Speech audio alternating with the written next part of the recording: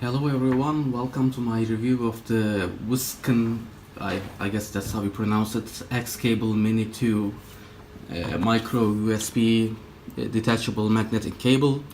The reason that I'm making this review is I and some friends in the past have used some of the shittiest magnetic detachable cables for charging or data, etc. And they've all been terrible, but I recommended this one some time ago to a friend based on a YouTube review, and he said it worked extremely well, and so I decided to test it for myself and see how well it works. I will be using this one for my ES121. It just makes charging, etc. easier for my use case. I also have this power adapter as well from Wsken. I don't know if this is worth reviewing, that's why I'm not going to cover this, but I have it here. But this one for sure will be worth a review, so without further delay, let's just start by unboxing it. Oh, and by the way, they have this code that you can scrape away and check if this is a genuine version. I guess there are clone ones as well. I bought one from AliExpress. These are pretty expensive compared to the cheaper ones, but yeah, based on what I have heard and seen, these will be worth it. So here is the cable. It's a braided type. It comes with this tool just to make it easier to remove the magnetic part, which is attached here. So let me just remove this and attach here, like so.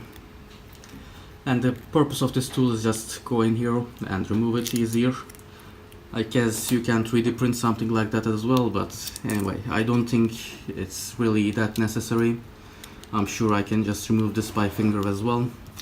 But yeah, the main thing is how well this attaches, and well, as you can see, it doesn't attach if you got it the wrong way. So this is directional, but if you connect it the right way, as you can see, it just attaches perfectly. It doesn't hang like this or anything else, or it doesn't like go on like this.